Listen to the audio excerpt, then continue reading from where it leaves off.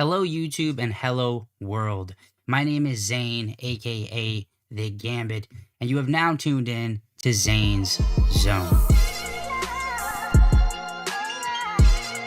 Sorry, I apologize. Well, no, it's a good point, right? And that's something worth taking seriously. Like I mean, there have been really smart arguments saying, hey, like the bio risk is a good example. I know you mentioned like okay, firing the nukes. To me, the clearest example is probably on the bio side. One example is mirror life. So if All AI can right, help listen to accelerate this. unlocking mirror life, that's something that could be extremely deadly and irreversible. We don't really have good mirror life defenses. Maybe we'll figure them out. Maybe we won't. And another thing is pandemics, right? Like starting from SARS or from smallpox or whatever, some deadly things that were wiped out before, and we take on and we supercharge them. And a lot of experts think that attack is easier than defense. So somebody could just like attack really hard and make something that's good enough at wiping out everybody except like a few people in quarantine. So it might be hard to pick off 100% that way, but picking off 90% seems very doable. Like there's no fundamental reason why we can't. And you could be like, look, AI is helping them do it. And even Noah Smith, who was on my show recently and was like a doom skeptic, he's like, yeah, I'm worried about AI helping pandemics. So I think that is totally a respectable risk. It's just like I still think that that is much smaller of a reason to worry about AI than the superintelligence argument. Because if that's why you're worried about AI, it's like most of the worry there isn't even AI worry. It's more like the bio worry itself. So even if there was no AI, every day that goes by is still a chance for humans to go online and read good internet forums and, go on the dark web and download like tips and tricks to use machinery. So like, Okay, now this is a point we have to stop and really think about what the fuck he just said, right? And this is on me too, because I didn't even put together what the fuck he just said. He just said, with the current capabilities that exist, and of course we already know this because we have nuclear capability, right? But he also said that we could, in his mind, reasonably wipe out 90% of the human population with current technology today. So that's a few different things. That's already nuclear and bio, two things that exist now that could cause doom. But again, in his mind, if it's not super intelligent AI doom, it's not as important. If it's not every single person dead, it's not as important. And he does not see that there's no difference there, really. Both are doom. They're all doom. They all fall into the category of doom. They all warrant the same level of immediacy, urgency, at the potential level of catastrophe. Because you could be watching this and say, well, Zane, I make the argument to me, well, Zane, super intelligent AI is fundamentally different because it's going to be able to control this and build this and do that. You're totally right. Here's the problem with that, though.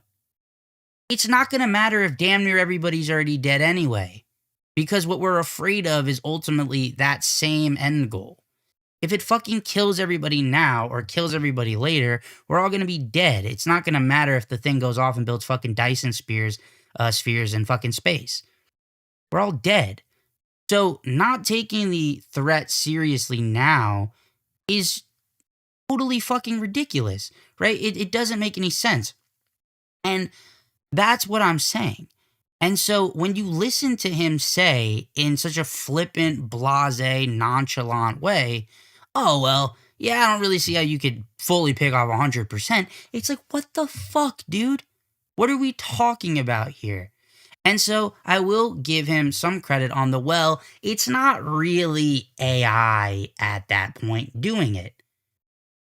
Yes, but it's AI and new AI technologies that are novel, that are helping make these things more and more possible.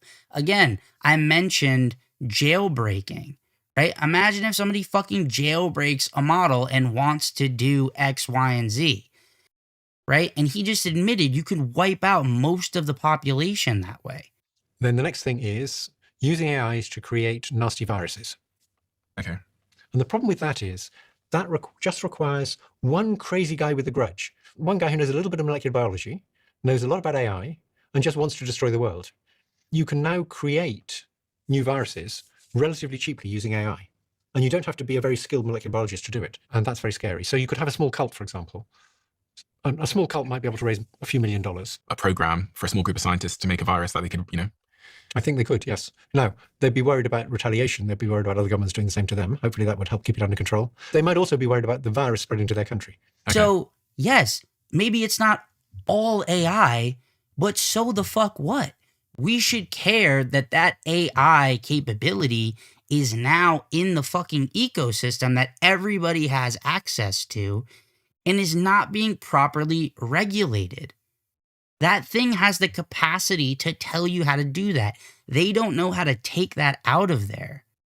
All they know how to do is add top layer protections, at least to my knowledge. If you're a tech person, let me know if that's incorrect. But that is fucking nuts, dude. We need to be talking about AI safety, human safety, tech safety. Not super intelligent doom. We need to be worried about doom. We need to be worried about human harm. You're missing the fucking point. And so, while I like Liron, this is a pervasive attitude, as far as I can tell, in this AI safety community, in the broader Silicon Valley community and attitude. And a lot of these people think this way. This is a fucking problem. Right? Hey y'all, this is your boy Zane, the Gambit. Thank you so much for tuning into Zane's Zone and this AI Safety Zone series that I'm going to be doing on this channel. This is just the beginning. I'm going to link a few of the channels, resources, and people that I hope you'll follow in this journey to AI safety. Please let me know in the comments, positive, negative, anything critical, any feedback, any shortcomings, anything that I missed. I'm new to this topic. I'm investigating it right there with you guys. So please let me know what you think. Like, comment, subscribe, and I'll see y'all next time.